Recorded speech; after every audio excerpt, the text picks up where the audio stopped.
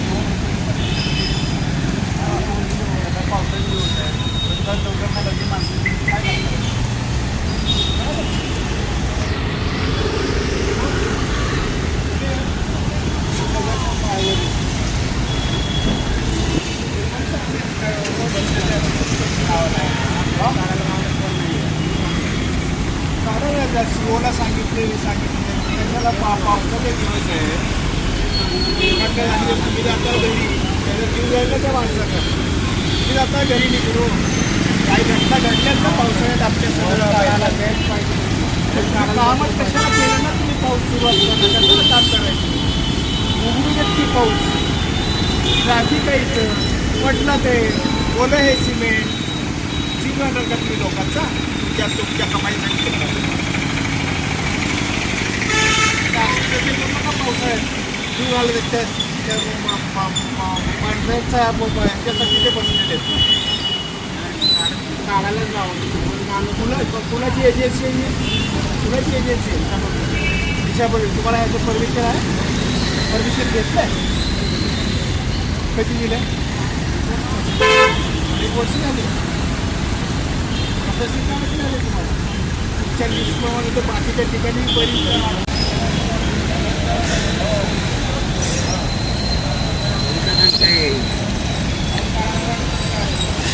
सकाळी ऊन आलं तर आत्ता गेलं काही श्रावण महिना सुरू झाले सकाळी ऊन होतं कधी ऊन होतं आमच्या डोळ्यात काही धोकं पडले तर सकाळी ऊन होतं तुम्हाला हाय परमिशन पावसानंतर तुम्हाला करायला काय होतं ट्रॅफिक सुरू आहे सगळ्या गोष्टी आहेत तिकडं रस्त्याचं काम सुरू आहे एवढी गर्दी होती आहे जीव घेणार आहे का तुम्ही कुणाचा पहिल्यांदा सगळं काढून टाकलं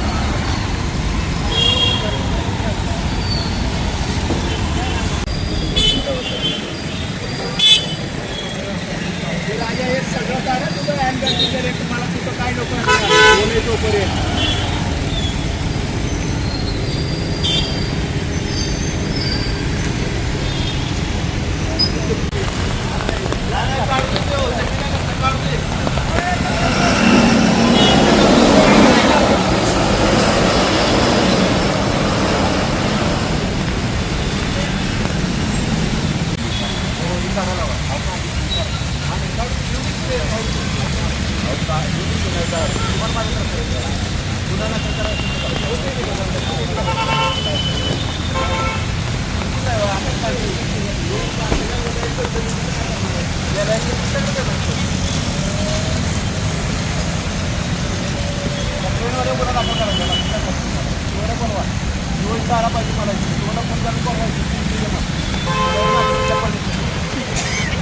मी जे डॉक्युमेंट आहेत माझे यात मी येतो तुमच्यावर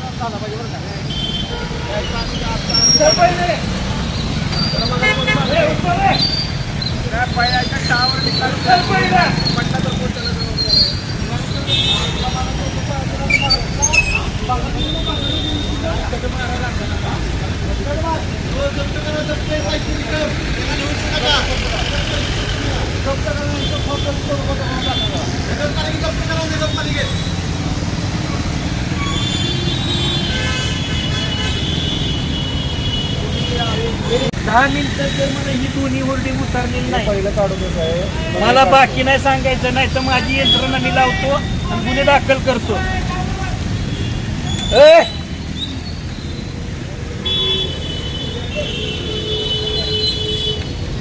नाशिक मध्ये तुम्हाला कोणाचा लोकेशन मला सीओ साहेबांचा फोन आला अशा उपोषणाला बसले हा विषय येतो स्थावर जिंदगी विभागामार्फत आणि ह्यांनाही ब्लॅकलिस्ट नाशिक पुणे ठाणे या 3 ठिकाणी शहरामध्ये ब्लॅकलिस्ट केलेलं आहे आणि इथं टेंडर दिले पण जागा कुठल्या दिल्यात जिथं शिवतीर्थ नो फ्लेक्स झोन आहे तिथं अनाधिकृतरित्या हे फ्लेक्सला होर्डिंग उभारण्याचा प्रयत्न करत आहेत काय जप्त करताय तुम्ही आता जप्तीची कारवाई करतो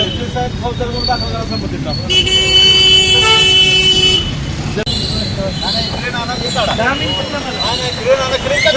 सर 10 मिनिटं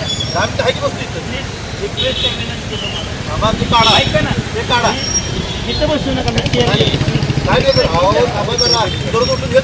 नागरिकांनी उद्योग करायचा का तुमच्या हा परमिशन दिल्यात पावसाळा आहे दरड कोसळतात तुमचं पावसात काय चाललंय मान्य ट्रेन आणायची तर ट्रेनवर पुन्हा दाखल करायचं हे साहित्य नगरपालिकेचं बघा आम्ही जबाबदारी माझी नाही बोलवा सगळं जप्त करतो दिवस सर ऐका साहेब वाहतुकीला अडथळा झाला असं गुन्हा दाखल करा. नाही नाही काही ऐका करत नाही. सर ऐका please, विनंती. नागरिकांची विश्वास ठेवू नका. नाही बोला की बोला. तुम्हाला दिला परमिशन आहे. सुशांत बाबू काय बघा मी काय करत नाही. आज इथं पावसाचं काम चाललंय.